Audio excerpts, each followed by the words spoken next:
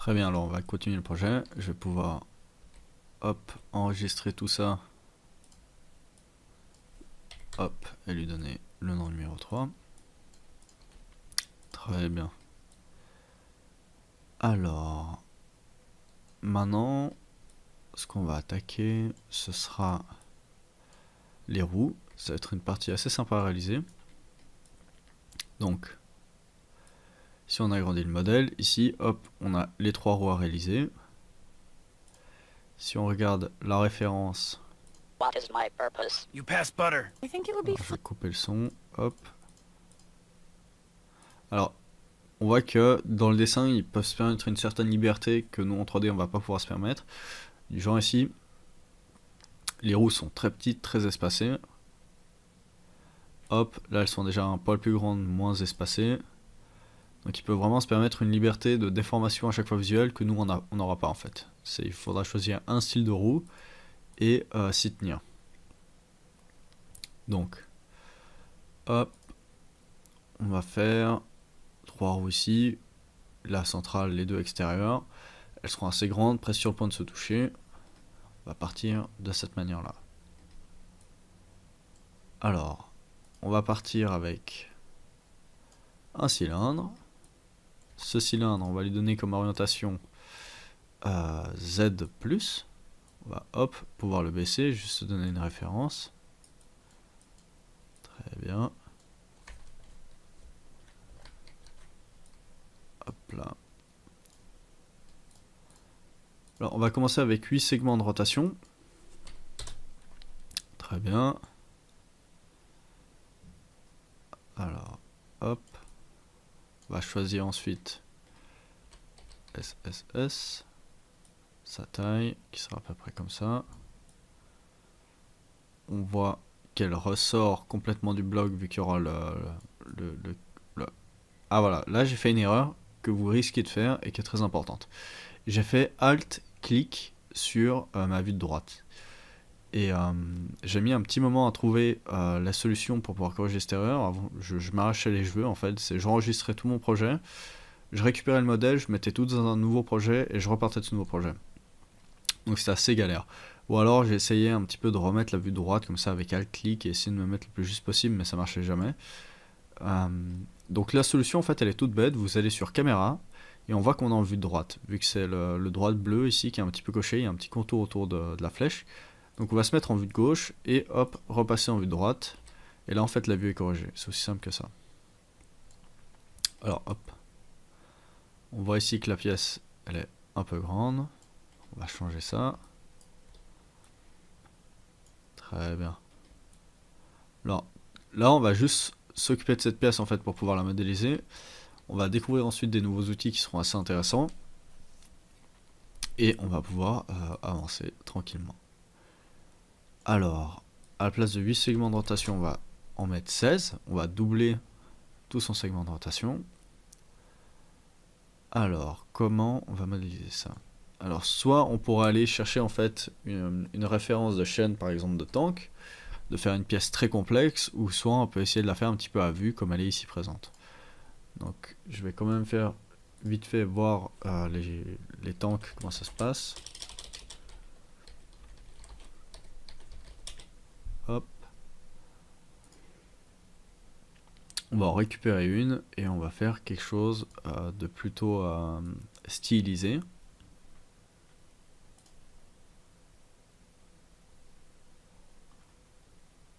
Alors il y en a deux qui peuvent être intéressantes, une on va dire plutôt réaliste et une déjà stylisée.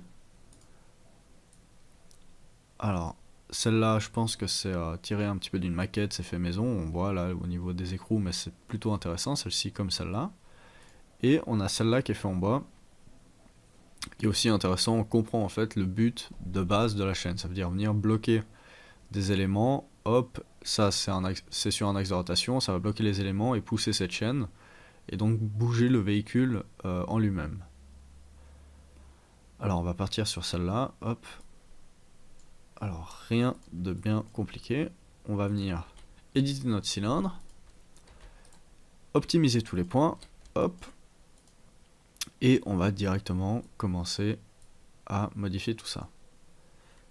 Alors, on va pouvoir faire déjà une extrusion interne. Une deuxième. Hop, une troisième. Une, deux, trois, oui, troisième.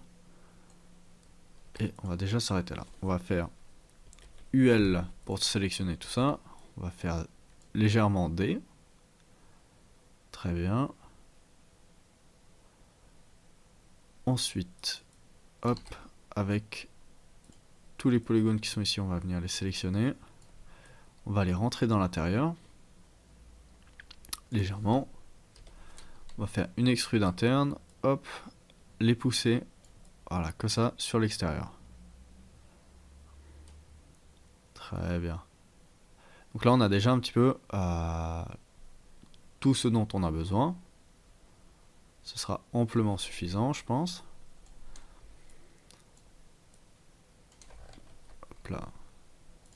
Toute cette partie-là, je peux venir la sélectionner. Faire une extrusion interne. Hop, et une extrusion toute simple. Très bien. Et alors non, je vais même venir ici et supprimer cette face, toutes ces faces ici, je pense pas que j'en aurai besoin. Très bien. On va placer ça, hop, dans un HyperNURBS et on va voir ce qui se passe.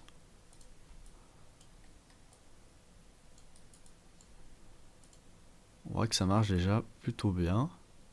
On va devoir quand même consolider un peu tous ces éléments. Alors au niveau position, on va juste la replacer à 0. Hop, hop, hop. Oula. Je vais la replacer à 0. Très bien. Comme ça, en fait, elle est au centre du monde avec son HyperNURBS. Ce qui veut dire que si je sélectionne mon objet, il est au centre. Si je sélectionne l'HyperNURBS, il est au centre. Très bien. Alors, on va, hop, venir faire sélectionner déjà ce contour ici pour pouvoir venir placer MS. Non, on va sélectionner l'autre aussi. On va faire MS pour faire un biseau de 1, hop, et on avait dit 2,7 déjà la dernière fois, donc on va voir si ça marche ici 2,7 ou pas, si c'est trop grand. Alors, ça paraît peut-être un petit peu grand, on va baisser ça à 1,7. Très bien.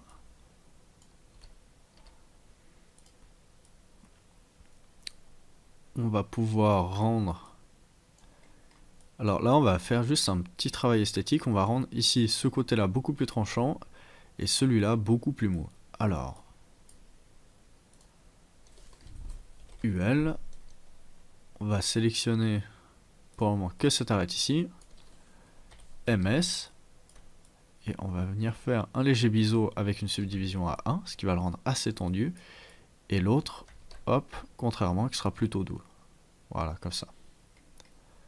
Très bien.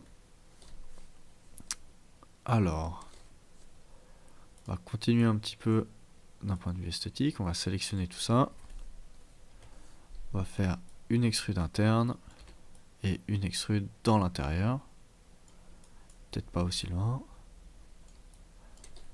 Et pareil, on va rendre un côté ici plutôt tendu avec MS et l'autre beaucoup moins. Voilà. Ça, on a un petit peu ce look comme ça avec tac, des endroits très tendus, des endroits plutôt doux. Très bien. Et on va juste rajouter hop, une ligne de cut ici pour finir de tendre ce maillage. Alors pour le moment ici on va garder toute cette partie de polygone là parce que je suis pas exactement sûr de savoir si on en aura besoin ou pas. Normalement non. On va sûrement les supprimer à la fin, mais pour le moment on va les garder au cas où, ce sera plus simple de les garder. Quoique, allez, on va les supprimer, c'est très simple à recréer. Donc on sélectionne hop tous les polygones ici, on fait CTRL-clic pour désélectionner cela, et hop, je peux delete. Très bien. Alors maintenant qu'on a ça, on va devoir multiplier tout simplement en fait ces trous. Alors là, on a plusieurs moyens de le faire. Alors, j'enregistre. Je vais, hop, copier-coller mon cylindre, enfin ma roue en soi. Je vais désafficher tout le robot, l'ancienne roue que j'ai gardée au cas où en backup, enfin que j'ai gardée en backup parce que je vais vous faire un petit peu de théorie. Alors, c'est soit je vais ici faire hop, CTRL-C, CTRL-V, CTRL-C, CTRL-V. Voilà, pour avoir en fait 3 fois le même objet. Le problème c'est que si je viens par exemple ici faire des modifications, donc je fais des modifications quelconques, hein, on s'en fiche pour le moment. Par exemple je prends tout ça et je le déplace ici, voilà, parce que j'en avais besoin pour mon objet. Ça veut rien dire dans ce cas précis, mais imaginons qu'on en ait besoin. Sur tous les autres objets en fait ça va pas suivre, parce que eux sont des objets à part entière. Donc ce qui est faisable, c'est en revanche supprimer hop tout cela et de créer un cloneur. Là on va utiliser MoGraph, qui est un outil très puissant. MoGraph se situe là-haut en fait, là où il y a toutes les petites fenêtres. Donc on va créer MoGraph et on va utiliser un cloneur. Hop. Et lui se place au centre du monde. Donc notre objet, peu importe où il est, hop, le cloneur normalement devrait se placer au centre du monde. Donc je sélectionne mon objet et je le glisse dans le cloneur. Et on voit ici qu'il m'a cloné en fait mon objet et qu'il y a 3 quantités. Donc 3 quantités, c'est ce dont on a besoin. On va voir la taille d'un point de vue objet, c'est 71 sur 71 sur 34.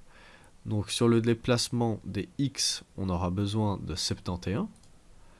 Donc Y, je peux mettre 0. Et des X, normalement, je peux mettre 71. Hop. Et on voit ici qu'il m'aura mis en fait mes 3 objets l'un à côté de l'autre. 71, c'est pile la taille de mon objet. Hop. Ce qui veut dire que si je désactive l'hypernerve, ici, il se touche. Et ça peut être un petit peu problématique. Donc on va quand même, sur le cloneur, augmenter cette quantité. Voilà, comme ça. Oula. Alors, on va dire 75. Je peux réactiver mon hypernerve. Très bien. Et depuis là, en fait, ce qui est intéressant, c'est que donc j'ai mon cylindre. Alors, je vais tout désactiver pour avoir, hop, j'ai mon cylindre qui est placé, qui n'est pas au centre du monde, qui est ici. Ce cylindre est dans un hypernerve, donc qui affecte son maillage. Et ensuite, cet hypernerve qui contient le cylindre est dans un clone. Et si j'active le clone, lui qui est au centre du monde, donc je peux par exemple le faire tourner sur lui-même, et va créer les objets en fonction de son centre. Donc ça, c'est plutôt intéressant. Et le mieux dans tout ça, c'est que vu qu'on n'a qu'un objet, si je viens par exemple faire des modifications dessus comme on a fait tout à l'heure, avec par exemple UL, hop, je vais faire la même modification. Bien, si je modifie mon seul objet ici, hop, il va modifier en fait tous les autres objets, vu que c'est un seul objet dupliqué dans un MoGraph. Et ça, c'est vraiment génial.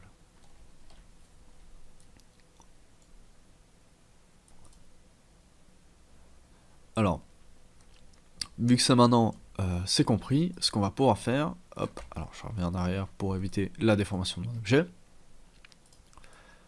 c'est simplement placer mon cloneur là où j'en ai besoin. Alors, on va réafficher tous ces éléments. Hop. La première roue que j'avais fait de base, l'espèce de backup, je peux le supprimer vu que hop, j'ai toujours mon cylindre ici. Et on va venir placer tout ça au bon endroit. Alors, très bien, ça va ici. On voit que ça marche plutôt bien déjà niveau taille. C'est plutôt cool. Alors, très bien. On va ensuite le placer, hop, du bon côté. On va passer en vue dessus.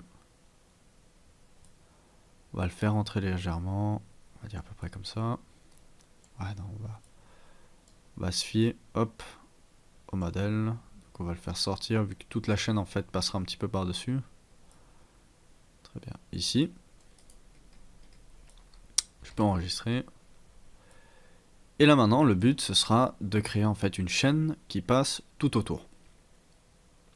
Alors, c'est soit on s'amuse à modéliser en fait chaque objet, bam, les copier-coller, faire des rotations, et se prendre un petit peu la tête, ou alors on va encore utiliser MoGraph, qui est vraiment un outil surpuissant de cinéma 4D, et on va s'en servir en fait pour faire une multiplication d'objets qui ira tout autour de nos trois roues.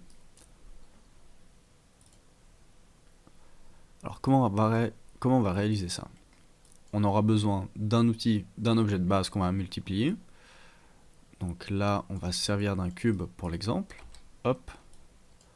Donc là, on voit qu'il est beaucoup trop grand si on le multiplie. On va lui donner vraiment une petite taille. Hop, comme si c'était une espèce de plaquette. Voilà, très bien. On va venir se servir hop, de ça comme référence pour lui donner une bonne taille. Donc, hop, quelque chose comme ça. Très bien. On va pouvoir le garder de côté ici. On va juste regarder, hop, notre référence. Sur la référence, on voit ici que c'est vraiment des petits cubes tout plats comme ça. Donc, je vais partir sur ça. Et si vous voulez faire une modélisation, on va dire, un petit peu plus spécifique, vous pourrez. Peut-être que je la ferai à côté. Très bien. Alors maintenant, ça va devenir assez fun. On va récupérer une spline. Et on va prendre comme spline... laquelle on va pouvoir utiliser. On va essayer de partir sur un rectangle. Alors, on a la spline qui est déjà hop du bon côté, parce qu'elle aurait pu être par exemple de cette façon-là. Nous, on en a besoin comme ça. Hop. Et on va déjà venir un petit peu la placer au centre de notre objet, enfin de notre hypernode qu'on va entourer. Alors, je vais pouvoir utiliser le magnétisme. Là, j'ai coché, décoché sans faire exprès. Hop, on prend que le magnétisme. Et on vient, hop, le snapper sur notre roue cylindrique. Très bien. Je désactive ça. Hop, je fais T pour le scale. Très bien. Alors là, maintenant, ce qu'on va devoir faire avec notre spline rectangle, c'est l'éditer avec C. Et on va pouvoir venir sélectionner ces points. Alors, hop. Je viens placer ces points sur la limite ici. À peu près là. On va faire la même chose ici.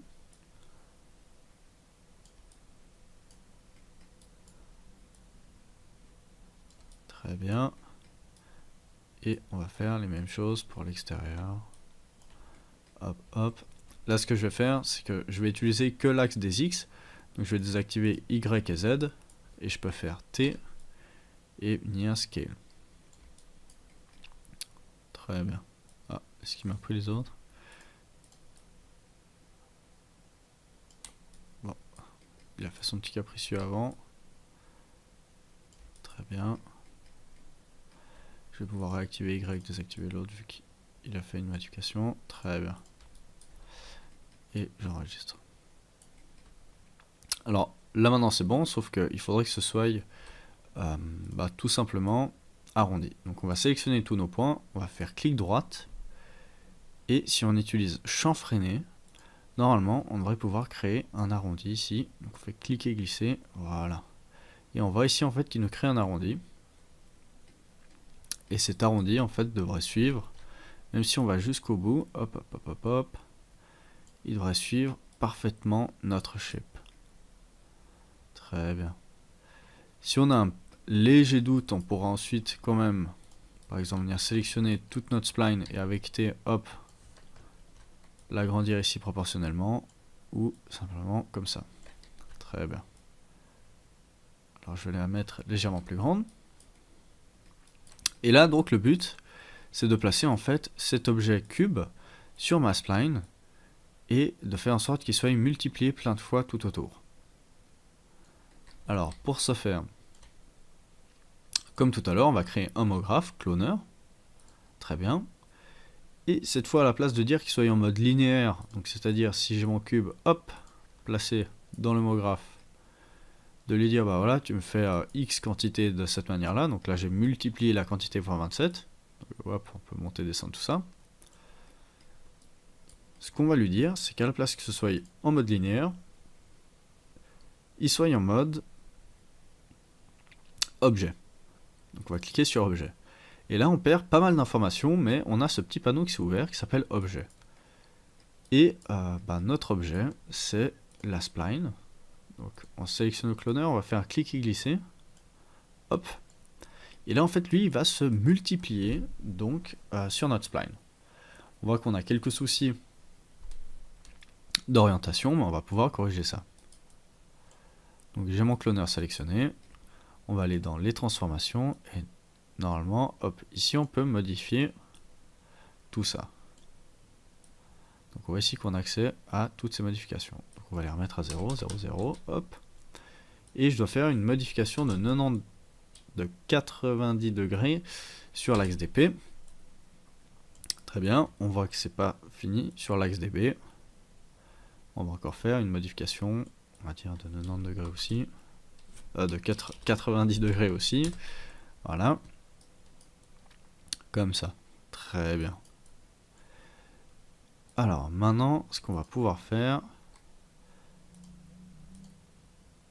c'est hop, quantité l'augmenter, mais on voit en fait qu'il l'augmente ici que sur les bords.